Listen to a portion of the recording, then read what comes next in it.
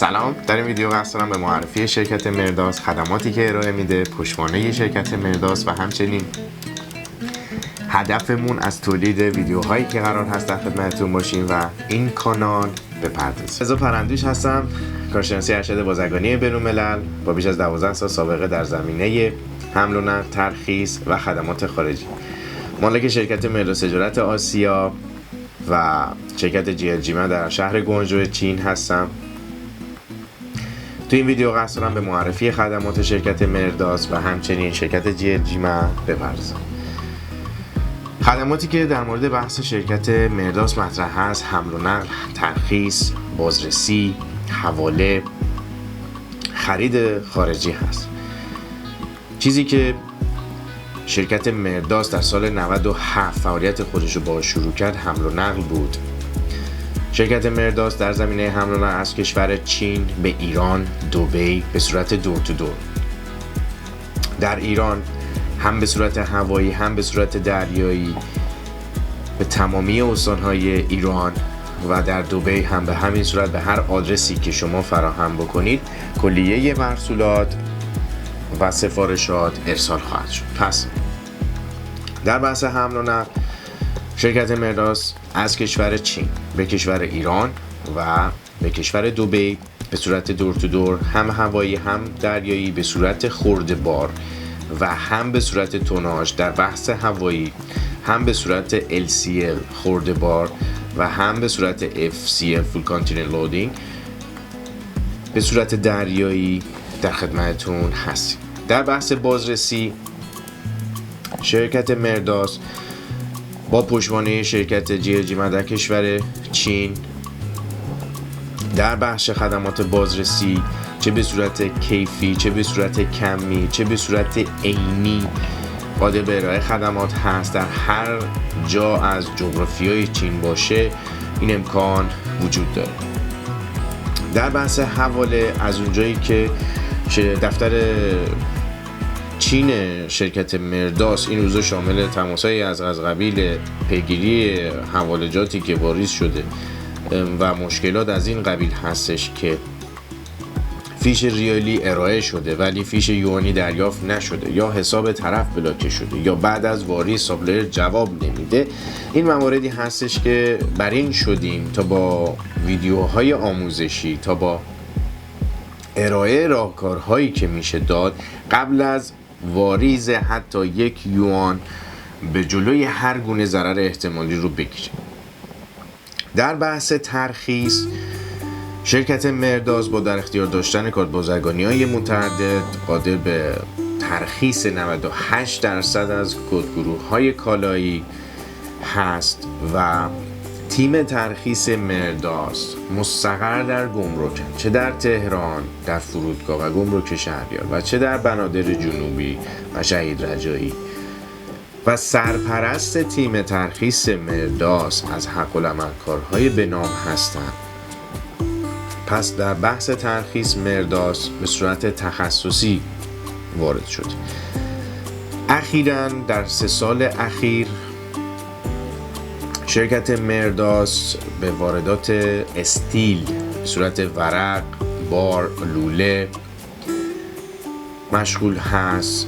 اگر صنف کاری شما در استیل نیست باز جای نگرانی نیست، چون تیم مرداس متشکل از کارگروه‌های مختلف هست. پس روی بحث چه حمل و نقل، چه خرید، حتی حواله، بازرسی، تمامی این موارد قابل پیگیری هست از طریق شرکت مرداس. پس جای نگرانی نیست. هدفمون از ویدیوهایی که قرار هست آپلود بکنیم این هستش که اخیراً دفتر چین مرداس شامل تماس‌های از ایران هست جهت پیگیری سفارشات، جهت مشکلاتی که با ساپلایر دارن.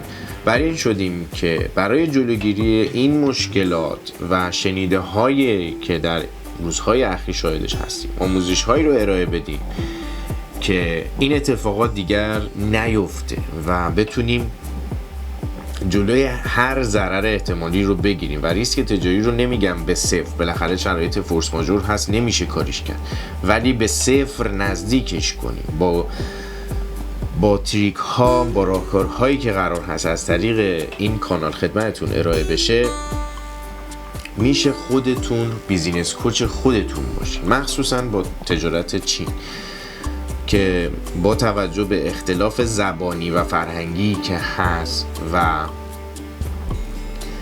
موردایی که پیش میاد، میتونیم جلوش رو بگیریم پیش از این که یک یوان، یک دلار، یک ریال از بین بره. پس هدفمون از ویدیوهایی که قرار هست بگیریم از این هست. شرکت JLG من پشتوانه شرکت مرداس هست که علاوه بر ایران با شرکت‌های اروپایی، با شرکت‌های عربی، مخصوصا کشورهای از قبیل عراق، این شرکت‌ها در عراق، عمان، دبی در حال بیزینس هست و همچنین شرکت‌های اروپایی که در کشورهای اروپایی هستن مثل آلمان، از رزومه‌های فعالیت شرکت JLG من در کشور چین در شهر گنجو هست. پس من تیم مرداس، پشتوانه مرداس شرکت JLG من اینجاییم تا بتونیم اون چیزی رو که به صورت دانش و تجربه میشه انتقال داد از طریق ویدیوهایی که قرار هست آپلود بشه در خدمتتون باشیم تا شما خودتون به راحتی بتونید از ساده ترین مواردی که در بحث تجارت با چین مطرح هست جلوگیری بکنید. یکی از این موارد که نمیگم قابل پیگیری نیست، بالاخره قابل پیگیری هست، ولی خب با توجه به شرایط تحریمی سخت هست، خریدهایی هستش که واریز انجام شده و سافلایر جواب تلفن نمیده.